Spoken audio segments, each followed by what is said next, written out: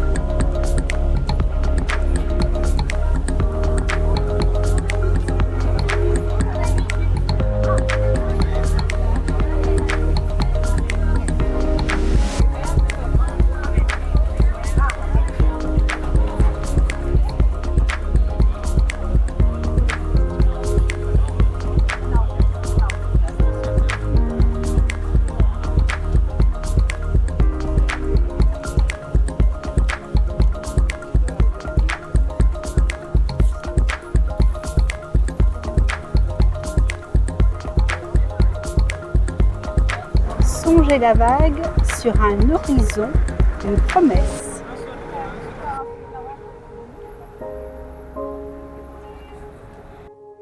Eh bien, vous l'avez deviné, je suis rentrée sur la Côte d'Azur. Mais bon, que pour 6 semaines, je vous rassure, parce que franchement, le retour s'est bien passé. Mais aujourd'hui, je suis descendue à Nice. Tant que j'étais dans le Vieux-Nice, ça allait. Ailleurs, c'était déjà trop pour moi. J'ai osé aller faire les courses dans un supermarché Leclerc. Ça a été l'horreur. Je regrette mon encore barquette de Siem Reap où on circule facilement dans les allées, où les caissières sont serviables, où elles disent bonjour, où elles disent merci, où elles vous souhaitent une bonne journée. Enfin bon, bref. Je suis arrivée donc il y a 2 jours. J'ai pris un vol Bangkok-Doha, Doha-Nice. Et pour aller de Siem Reap jusqu'à Bangkok, j'ai pris un bus qui a pris 8 heures. C'est la même compagnie que je prends d'habitude, ça se passe très bien. Ils nous accompagnent depuis Siem Reap jusqu'à Bangkok, ils passent la frontière avec nous. Donc c'est tranquille, c'est organisé, on n'a pas de souci à se faire. Quand je suis arrivée à Nice, ben ouais, je me suis dit que j'étais au bon endroit, que le pilote ne s'était pas trompé de destination, parce que je suis tombée parmi des gens qui râlaient, qui se bousculaient, qui parlaient mal. Ah ben voilà, je suis bien à la maison. Bon, à bientôt Siem Reap. Je vais répondre aux questions que vous m'avez posées, à savoir pourquoi le Cambodge et non pas la Thaïlande. C'est Philippe qui me pose la question. Alors, le Cambodge, pour moi, c'est la Thaïlande d'il y a 30 ans. Les gens sont encore gentils, accueillis, naïfs. Ils n'ont pas encore été pollués par le tourisme de masse parce que ça n'existe pas au Cambodge. Il y a que Angkor qui est très très visité. Le reste du Cambodge, c'est vraiment très peu touristique. C'est pas très commercialisé à l'international, je ne sais pas pourquoi.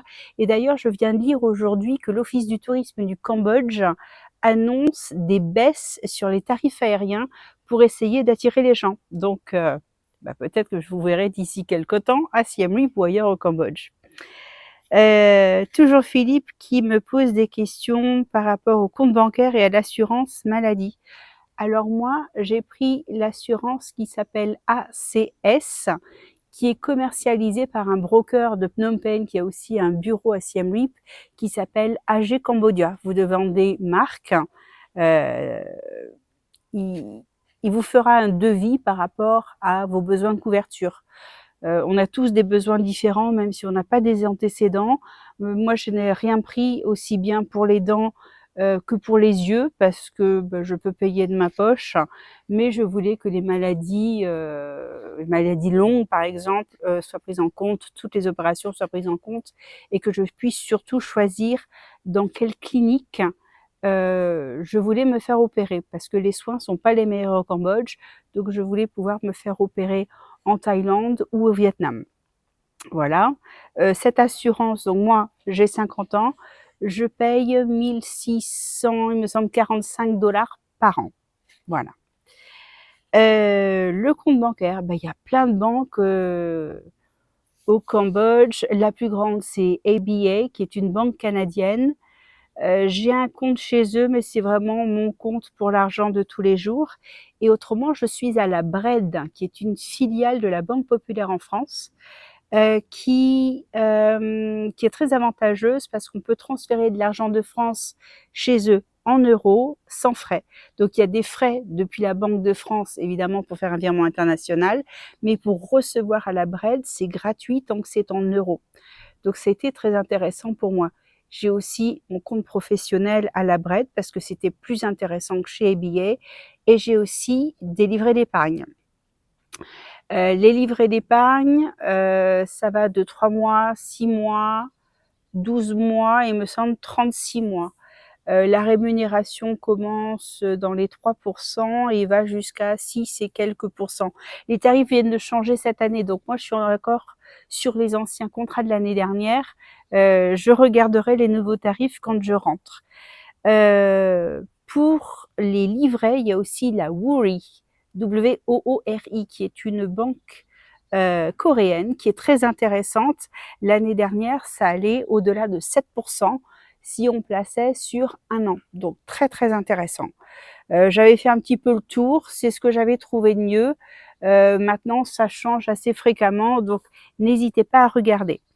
Pour ouvrir un compte bancaire, il vous faut absolument un visa de longue durée. Alors que ce soit un visa retraite, un visa business, vous ne pouvez pas ouvrir un compte en banque avec juste un visa touristique. En ce qui concerne les locations, vous pouvez louer, ça ils vous demanderont pas, mais par contre, pour payer votre loyer sans compte en banque, ça va être compliqué. Donc peut-être que si le premier mois vous faites en espèces, ça va, mais assurez-vous de louer si vous êtes sûr d'avoir un visa longue durée. Les conditions de bail, alors ça dépend. Déjà, il n'y a pas de frais d'agence pour les locataires, ce n'est que le propriétaire qui paye des frais d'agence. Donc, vous pouvez aller visiter tous les appartements que vous voulez avec tous les agents que vous voulez, ça ne vous coûtera rien. Le bail, en général, c'est de 6 mois minimum pour avoir un tarif intéressant. Je sais qu'il y a certains immeubles qui font 3 mois, mais moi, comme je voulais rester longtemps, j'ai directement fait 6 mois et ça se reconduit automatiquement. Donc, tous les 6 mois, on re-signe un bail aux mêmes conditions qui ne changent pas. Mon propriétaire est adorable, il est honnête, mais je sais qu'il y a quelques problèmes avec certains propriétaires qui se permettent d'augmenter le loyer ou qui vous font des conditions différentes. Donc, à vous de bien négocier, de bien clarifier la chose. Les agents immobiliers sont fiables, il y a pas d'arnaque, il y a pas d'embûche. Les contrats sont à la fois en khmer et en anglais. Signé par vous, le propriétaire et l'agent immobilier. J'ai jamais entendu parler vraiment de problème par rapport à ça. En général, si on part avant la fin des 6 mois ou si c'est un contrat d'1 an, peu importe, normalement, on ne peut pas. On est censé payer jusqu'à la fin. Maintenant, s'il y a un problème, que le propriétaire est agréable et arrangeant, peut-être qu'il vous laissera partir avant. Mais en général, quand on signe pour 6 mois, on paye 6 mois. À savoir que l'eau, l'électricité, la télévision ne seront jamais à votre nom. Ça reste au nom du propriétaire et c'est lui qui vous facture avec le loyer tous les mois. Moi, il n'y a que ma box internet que j'ai pris en plus parce que l'internet de l'immeuble est tout à fait correct pour surfer sur internet, mais pour travailler en visio, j'avais des coupures. Donc j'ai pris une box fibre qui me coûte 175 $ pour 6 mois. Voilà.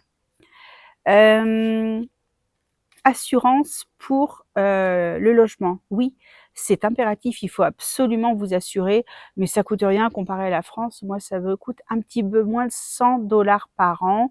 Si je me souviens bien, c'est à peu près 96 $.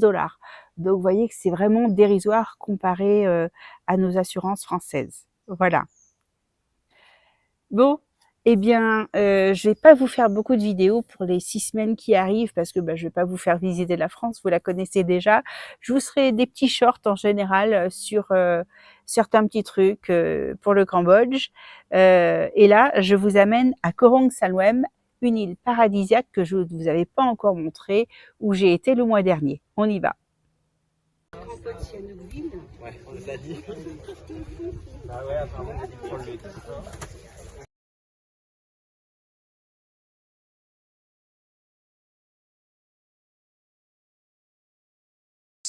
Sunset Beach, Lazy Beach, Viewpoint, ça se mérite tout ça. La descente pour Sunset Beach, oh c'est sympa. Par contre, va falloir remonter tout ça après.